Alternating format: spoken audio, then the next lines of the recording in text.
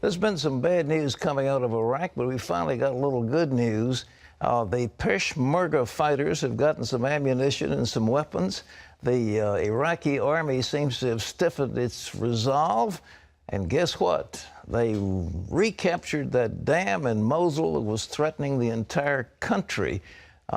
Flood, if broken, that could unleash a flood all the way to Baghdad. But maybe now they can get that thing fixed. Wendy. But the terrorists aren't stopping their murderous rampage as they're still killing innocent people in northern Iraq. Chris Mitchell brings us that story from Erbil. When ISIS captured the Mosul Dam less than 2 weeks ago, experts warned the consequences could have been catastrophic. It's not just that ISIS could blow up the dam or could be destroyed in the middle of a battle. The dam needs constant maintenance to keep it from bursting. The U.S. Corps of Engineers once called it the most dangerous dam in the world. If it burst, experts say it would send a wall of water 60 feet high rushing downstream towards Mosul and Baghdad. It's estimated it would have killed as many as 500,000 to 600,000 Iraqis. Recapturing the dam is a significant victory for the Peshmerga. U.S. airstrikes played a key role in the offensive. The Pentagon announced they hit a number of ISIS positions near the dam. Local officials say U.S. involvement in the battle against ISIS is invaluable. Every single person in the region, we appreciated that because it changed many things. It's very important to support us because we haven't such a capability to stand against these people alone. Some U.S. lawmakers are calling on the Obama administration for an even greater military response to ISIS.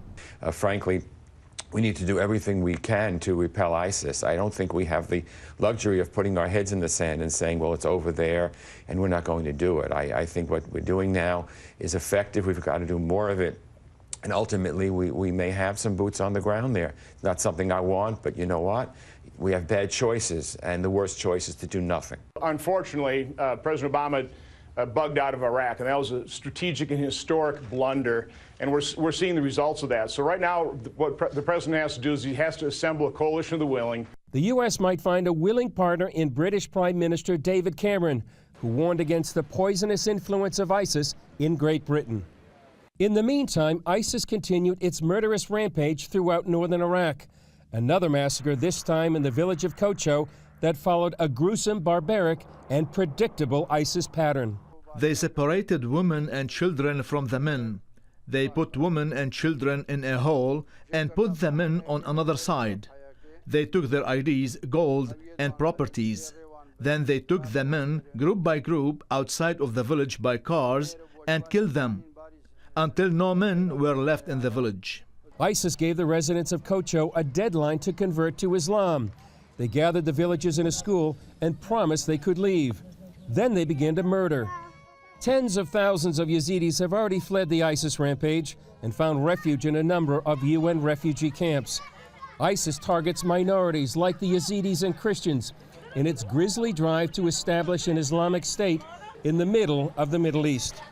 Chris Mitchell, CBN News, Erbil, northern Iraq. You know, sometimes bad things bring about good results. These people are monsters. They are absolute monsters. Even the moderate Muslims can't stand what they're doing. What this may have done, however, is coalesce these other states into a coalition against ISIS and maybe in favor of Israel, in favor of the United States, because there's nowhere else for them to go. But this is the true face of Islam. It is Islam right out of the Quran. Now, I've got a little booklet here we've been offering to people. We have about 183,000 people who have received this so far, so it's very popular. It's called Islam, Religion of Peace or War. It'll tell you the origin of where some of these philosophies like ISIS come from, and I think it'll be very helpful. We'll give it to you free if you give us a call, 1-800-759-0700. Well, they brought in the highway patrol, but it didn't seem to do much good. There was this captain in the Missouri Highway Patrol who got a lot of television time, and he seemed to be speaking sweet reason. But that wasn't enough. The rampage continues. Now the governor of Missouri has called out the National Guard. after yet another night of violent protests in the streets. John Jessup has more of that story from our CBN News Bureau in Washington. Pat, that's right. Governor Jay Nixon called in the Guard to Ferguson to help, as he said, in restoring peace and order.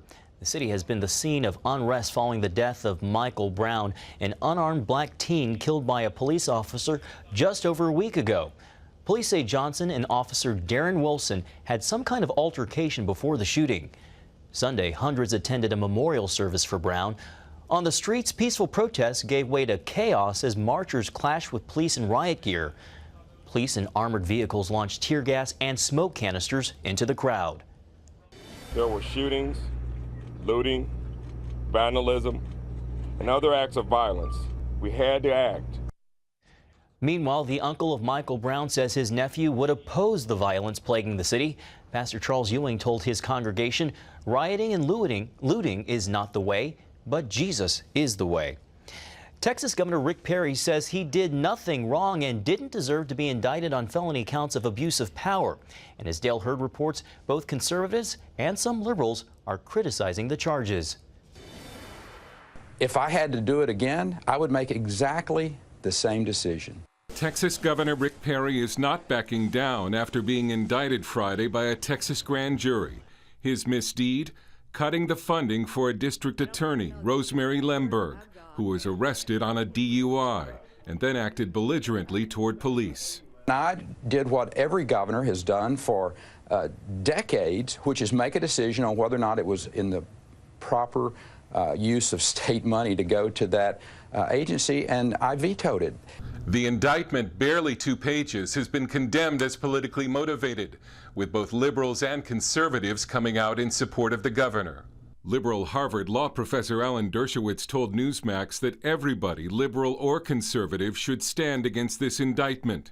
The Wall Street Journal lampooned it as the Texas chainsaw prosecution, and even former Obama advisor David Axelrod called the indictment sketchy. This is why Perry says he cut Lemberg's funding. Here she is failing a sobriety test after being arrested for drunk driving in 2013. Just trying to keep him from tripping over. You don't need to be slapping his hands away. Then she becomes more combative in jail. Perry said her behavior was unacceptable. Stopped for a DWI with a blood alcohol level almost 3 times the legal limit. Lemberg pleaded guilty and served 45 days in jail. I made a huge mistake, and I spent a lot of time trying to make amends for that. But Lemberg is still in office. A grand jury said the governor abused his authority by trying to force her out. He faces his own arraignment this week. Dale Hurd, CBN News. Pat, your thoughts? Is this indictment politically motivated? Are you kidding? Of course it's political. It's outrageous. You know, there's a little conclave of Democrats in the midst of the great state of Texas. They're there in Travis County and apparently in Austin. And you get a grand jury. Of course, they say you could indict a ham sandwich if you got the right prosecution. And the accused doesn't have a chance to offer any defense at all. It's all on the side of the prosecutor. But this is outrageous. Of course a governor has a right to veto legislation. He has a right to threaten veto of legislation. That's his job. That's what he was elected to do. And here this drunk woman combated with the police, and he says she's not fit to hold this particular important job, and he will veto funding of her organization unless she's removed. Well, what is wrong with that? Well, absolutely nothing. This is the political process. And I'm with Alan Dershowitz and anybody else that wants to say this is an outrage. It's an outrage, and it's a blot on Texas, the Texas justice system, and to let this kind of thing stand is outrageous. They pulled the same stunt on Tom DeLay. They got him embroiled for years. Then finally his conviction was overturned by the Texas Supreme Court. This kind of thing is outrageous. With a sitting governor to say he threatens a veto or vetoes an appropriation for an organization headed by a drunk woman, and on the strength of that they're going to convict him. He got no money for it. He had no control over the money involved. He was exercising his constitutional authority and his free speech rights as governor of Texas. And my goodness, how can this thing stand? John. Pat, a controversial Russian convoy is expected to get into Ukraine soon, according to Russia's foreign minister. Moscow insists the 300-truck convoy is simply bringing in humanitarian aid. But some Ukrainian and Western officials suspect it could be a cover for an invasion. The incident once again has raised tensions between Russia and Ukraine and raised fears of more fighting. And in health news, a study earlier this year found that resveratrol in red wine, chocolate, and grapes might not be as healthy as previously thought. But take heart, chocolate also contains other ingredients that are good for you. Lori Johnson has that story. Most people know green veggies like broccoli are good for you, and blueberries are rich in healthy antioxidants. Now we're learning more about the cocoa bean, where we get chocolate. Doctors say the antioxidant found in cocoa keeps your blood flowing. Flavonoids are something that, depending on what food it is, will help different systems. And so the main flavonoid in chocolate is called flavanol. And flavanol will help to improve blood pressure. It helps the blood to clot better so it doesn't get sticky in the arteries. Chocolate, a health food? It sounds too good to be true. And as it turns out, there actually are a couple catches. Make sure you choose the kind with a high percentage of cocoa because it contains the most flavanols. Unfortunately, flavanols tend to make chocolate taste bitter. And you really want to look for dark chocolate and that high percentage of cocoa. You know, maybe that 70%. So the brand doesn't matter. It just really matters on the type of chocolate. So that dark chocolate, that high percentage of cocoa. In order to reap the most benefits of chocolate, you only need a small amount. I would recommend 1 ounce of a dark chocolate a few times a week. I don't think it's something that you have to, have every day. Some people avoid chocolate because it contains fat, but Jeffers says don't worry about that. The stearic acid was shown that it does not improve or make your cholesterol worse. So that type of saturated fat in chocolate is actually okay to have.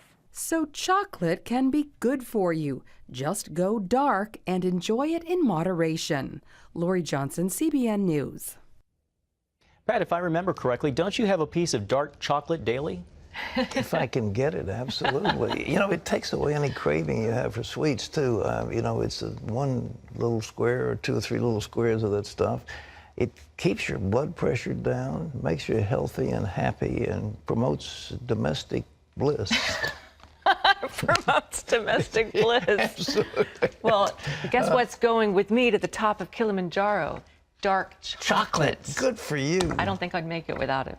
Well, it'll be good for you. Don't overdo it. The problem is with milk chocolate, they've got all kinds of sugar in it and fat and all that you don't need.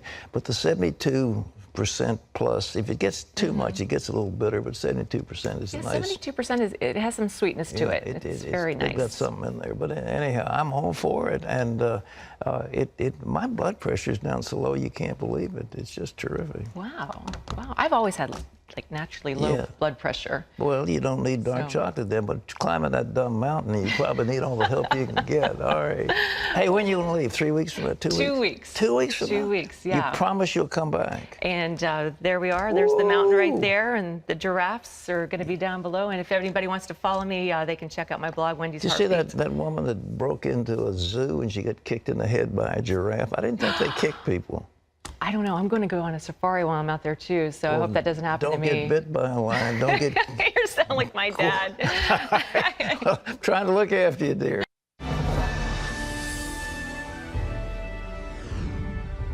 Welcome back to Washington for the CBN News Break.